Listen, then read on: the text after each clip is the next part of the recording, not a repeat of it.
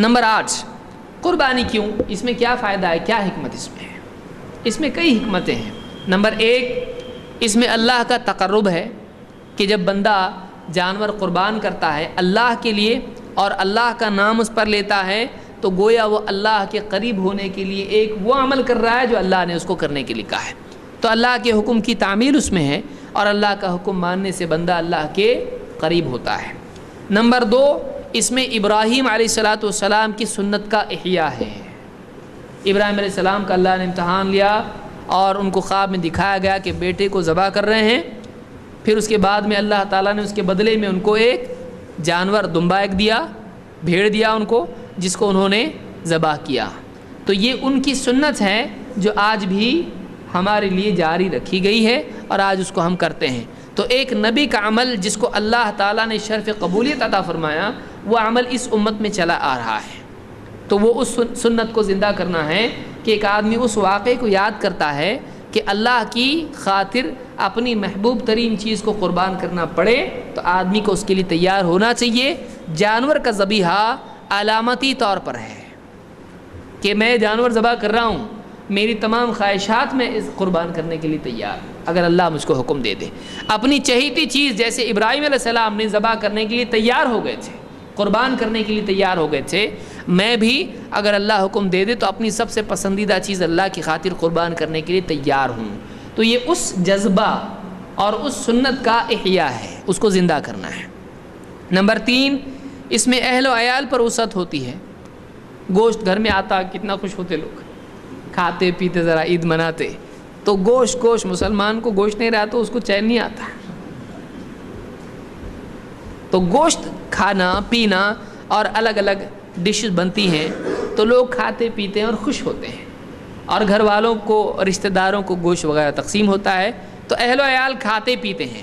تو ان دنوں میں کیا ہوتا ہے، ایک خوشی کا اور کھانے پینے کا سماں ہوتا ہے، اور کیا کیا الگ الگ ڈش بنا کے لوگ کھاتے ہیں۔ تو اس میں تیسری حکمت یہ ہے کہ جانور ذبح کرنے سے جب گوشت آتا ہے تو اہل و عیال پر اس سے وسعت ہوتی ہے۔ نمبر 4، فقراء اور مساکین کو کھانے ملتا ہے۔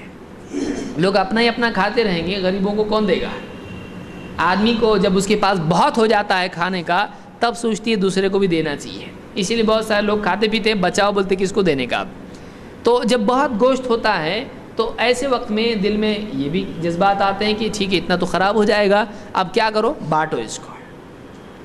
تو اس میں غریب اور فقیر، مسلمان غیر مسلم کئی ہوتے ہیں، تو آدمی وہ گوشت کیا کرتا ہے، فقراء کو مساکین کو تقسیم کرتا ہے، ان کو بھی کھانے مل جاتا ہے، تو ان کے لیے آسودگی اس میں ہوتی ہے، ان کے لیے کھانے کا سامان اس عید میں مہیا ہوتا ہے۔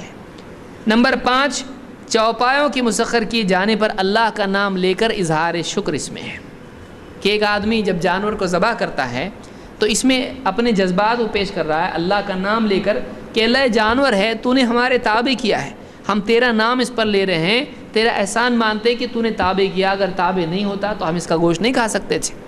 شیر کا گوشت کھا کے دکھاتے آپ، نہیں کھا سکتے، تو وہی آپ کا گوشت کھائے گا۔ لیکن کیا بات ہے کہ آپ جانور بڑے بڑے بکری ہے اور اس سے بڑے جانور ہیں، آپ اس کو لٹا دیتے اور ذبح کرتے اور وہ آپ کے لیے مسخر ہے، اس کا گوشت آپ کھاتے ہو، آپ کے پیٹ میں ہضم بھی ہو جاتا ہے، اس کا چمڑا آپ کے کام آتا ہے، اور اس کے کھر اور اس کے بال اور کیا کچھ نہیں ہڈیاں ہیں وہ استعمال ہوتی ہیں، کتنے فوائد اللہ نے اس میں بنائے ہیں، وہ اس کے شرعی طور پر ذبح کرنے میں اس کے آپ کے کام آتے ہیں۔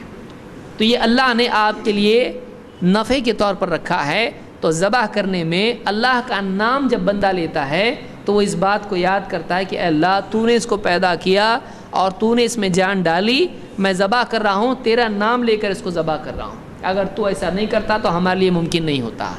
تو اظہار شکر ہے، یہ اللہ کی عظمت کا اقرار ہے، یہ اللہ کی نعمت پر اللہ کا نام لے کر اللہ کی بڑائی کو تسلیم کرنا ہے یہ۔ تو قربانی میں اتنی ساری حکمتیں ہیں اور قربانی کے ایام سے متعلق یہ ساری چیزیں جڑی ہوئی ہیں۔